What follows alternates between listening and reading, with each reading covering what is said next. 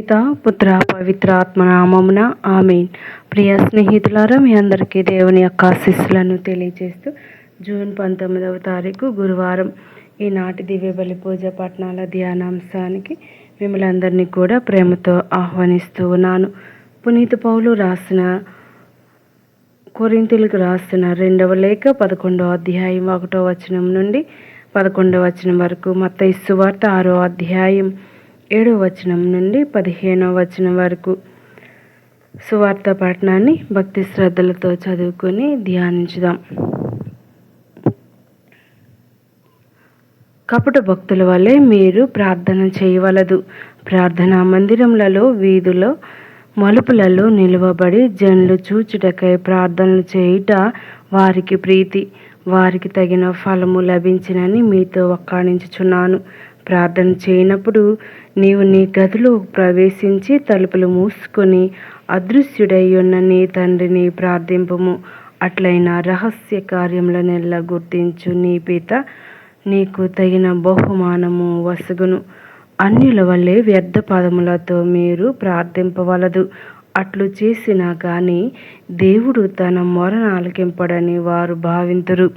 కాబట్టి వారి వలె మీరు మెలగరాదు.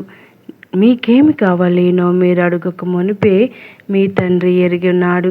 మీరిట్లు ప్రార్థింపుడు: పరలోకమందున్న మా తండ్రి, నీ నామము పవిత్రపరపబడునుగాక, నీ రాజ్యము వచ్చునుగాక, నీ చిత్తము పరలోకమందు నెరవేరినట్లు భూలోకమందును నెరవేరునుగాక. నేటికి కావలసిన మా అనుదిన భోజనం మాకు దయచేయము. మా యొద్ద అప్పుబడిన వారిని మేము మన్నించినట్లు మా అప్పులను క్షమింపుము. మమ్ము శోధనలో చిక్కుకొననీయక దుష్టుని నుండి రక్షింపుము. పరులు చేసిన దోషములను మీరు క్షమించిన ఎడల పరలోకమందలి మీ తండ్రి మీ దోషములను క్షమించును. పరులు చేసిన తప్పులను మీరు క్షమింపని ఎడల మీ తండ్రి మీ తప్పులను క్షమింపడు. ఇది ప్రభు వాక్కు. సర్వేశ్వరునికి వందనములు. ప్రియ స్నేహితులారా, యేసు ప్రభు మనకు నేర్పిన పరలోక ప్రార్థన యొక్క ప్రత్యేక విలక్షణం ఈ ప్రార్థనలో ఇమిడి ఉన్న ఆధ్యాత్మిక అనుభూతి. అట్టి ఆధ్యాత్మిక దప్పిక గల ఏ వ్యక్తి అయినను పరలోక ప్రార్థన సులువుగా నేర్చుకుని తమ ఆధ్యాత్మిక జీవితమునందు ఫలప్రదములను పొందవచ్చు. ఈ ప్రార్థన ఒక దైవం అనుగ్రహించిన బహుమతి. అనుదినం తండ్రి దేవునితో దీని ద్వారా సఖ్యత గల సంబంధంలో ఎదగవచ్చు. ఈ ప్రార్థన ద్వారా యేసును అనుసరించుట చాలా సులువైనది.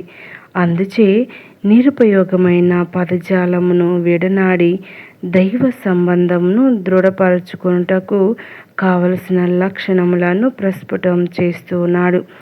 దేవునితో ప్రార్థనా సమయం గడుపుటలో మనము చేయునది వ్యాపారమునకు సంబంధించిన లావాదేవీలు కాదని, ఒక ప్రియ తండ్రి బిడ్డల ప్రేమై సంగమమును పోలి ఉండాలని తెలియజేస్తూ ఉన్నాడు.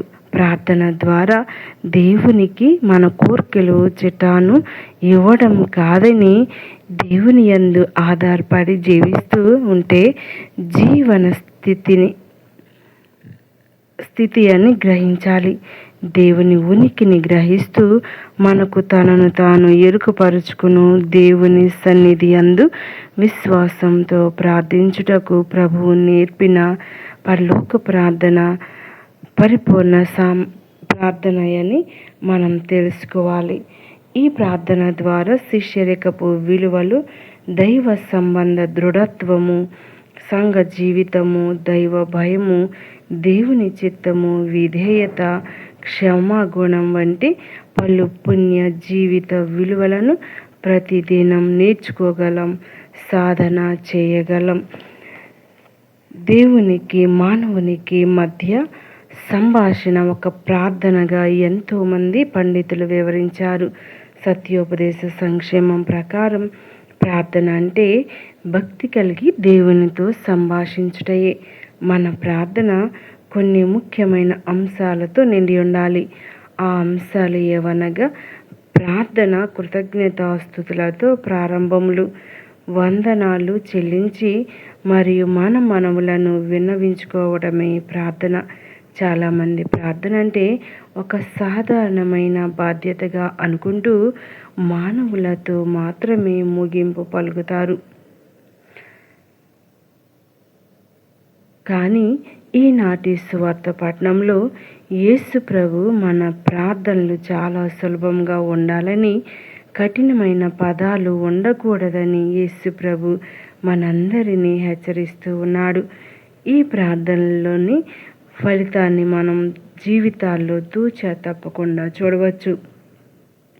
యేసు ప్రభు ఈనాడు తాను నేర్పిన ప్రార్థన ఒక గొప్ప ప్రార్థనని, ఈ ప్రార్థనలో మన మనవులు అన్నీ మిళితమై ఉన్నాయని మరియు మన ఆధ్యాత్మిక ఎదుగుదలకు దోహదపడుతుందని మనం గ్రహించాలి. పరలోకమందున్న మన తండ్రి పవిత్రపరపబడునుగాక. ఆయన రాజ్యం రావాలని మరియు ఆయన చిత్తము నెరవేరాలని ప్రార్థించాలి. తరువాత మన అనుదిన ఆహారం కోసం, అప్పుబడిన వారి కోసం, ఇతరుల రుణములను మన్నించాలి అని మరియు శోధనలో చిక్కుకొనకుండా దుష్టుని నుండి రక్షింపమని ప్రార్థించాలి. మరి మూడవదిగా ఇతరుల దోషములను క్షమించాలి. అప్పుడు మాత్రమే పరలోకమందున్న తండ్రి మన పాపములను మన్నిస్తాడు. ఇంతటి గొప్ప ప్రార్థనను యేసు ప్రభు వారు మనందరికీ బోధిస్తూ ఉన్నారు. ఈ ప్రార్థన మనందరి జీవితంలో ఒక ఆయుధంగా ఉండాలని, ఈ ఆయుధము మనందరి జీవితాల సోపానాలు కావాలని మరియు మనందరి జీవిత విధానం కావాలని యేసు ప్రభు మనందరి నుండి కోరుతూ ఉన్నాడు. ప్రియ సహోదరి సహోదరులారా, మరి మనం అనేక మార్లు ప్రార్థన చేయటానికి వెళ్తూ ఉంటాం. కానీ మన ప్రార్థనా జీవితం దేవునికి ఇష్టపూర్వకంగా ఉందా లేదా అని మనం అనుదినం గమనించాలి.